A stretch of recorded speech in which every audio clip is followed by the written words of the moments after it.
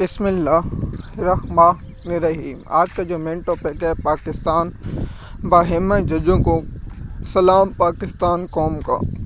پاکستانی قوم جیسی بزدل قوم کے یہ بہادر ججوں کو ہم سلام پیش کرتے ہیں اور وہ ان لوگوں کی جانب سے کرتے ہیں جو اس وقت جیلوں میں ہیں اور حق سچ کے لیے آواز اٹھاتے ہیں۔ ان کی طرف سے ہم پاکستان کے ان بہادر ججوں کو سلام کرتے ہیں۔ باقی پاکستان کی دنیا کی سب سے بزدل قوم اور غلام قوم، دنیا کے خطے میں سب سے بڑی غلام قوم بر صغیر کی قوم تھی۔ اب اس کے بعد پاکستان کی 25 کروڑ آبادی جو غلام ہے، ان غلام قوم کو کوئی مستقبل نہیں ہے اور ان غلاموں کا کوئی مستقبل نہیں ہے۔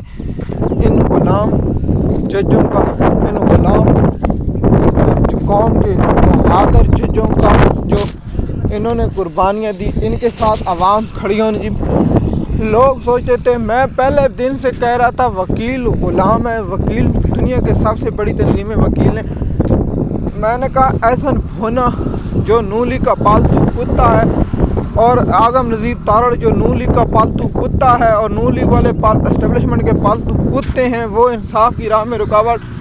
عاصم منیر کی عدلیہ بن چکی ہے۔ یا قاضی فیض عیسیٰ نے جو پاکستان کی عدلیہ میں تباہی اور بربادی پھیری، اس کے بعد یا فریدی میں آخری جو کیل تھا اس نے ٹھوک دیا۔ جسٹس محسن اختر عامر کیانی صاحب کو تبدیل کر دیا گیا، جسٹس بابر فروخ ستار صاحب کو تبدیل کر دیا اور جسٹس بہادر خاتون سمن رفعت کو سندھ ہائی کورٹ میں تبادلہ کر دیا گیا۔ لیکن ابھی تک جسٹس اسحاق خان اور طارق محمود جہانگیری صاحب کو پہلے سے ٹرانسفر کر دیا۔ صرف ان کا قصور یہ تھا کہ انہوں نے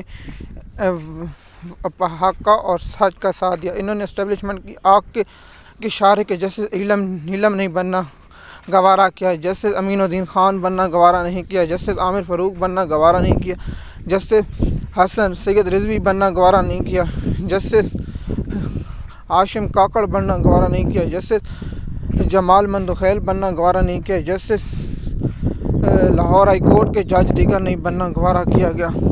جسٹس منصور علی شاہ کا ایک غلط فیصلہ آج قوم وہ بھگت رہی ہے۔ آپ وہ کہیں گے کہ جسٹس منصور علی شاہ کا وہ کون سا فیصلہ؟ جسٹس منصور علی شاہ نے ایک ووٹ دیا تھا جسٹس عالم نیلم کو جج بنانے کا۔ اس جج بنانے کا مقصد یہ تھا کہ جسٹس شہزاد ملک صاحب کو جو لاہور ہائی کورٹ میں انصاف کر رہا تھا، اس کو ہٹا کر مریم نواز کی فیورٹ اور نون لیگ کی کارکن جسٹس عالم نیلم صاحبہ کو لایا گیا اور جسٹس عالم نیلم صاحبہ اب وہ انصاف کر رہی ہے۔ 9 مئی کے کیسوں کو 2 سال سے پینڈے رکھا ہوا ہے۔ یہ انسانیت نہیں، درندی ہے۔ اس کو شریعت کے خلاف، قرآن کی سنت اور رسول اللہ کے حکام کی خلاف ورزی کرے، کیونکہ اس کو چاہیے کہ انصاف نہیں دے سکتی تو فوری طور پر درخواستیں مسترد کر دیتی اور ان لوگوں کو شرم آنی چاہیے۔ پاکستان کے ٹیکس کا پیسہ مل رہا ہے، کہیں مریم نواز ان کو تنخواہیں نہیں دے رہی ہے، لیکن یہ مریم نواز کے وفادار ہیں اور مریم نواز کے پالتو ہیں۔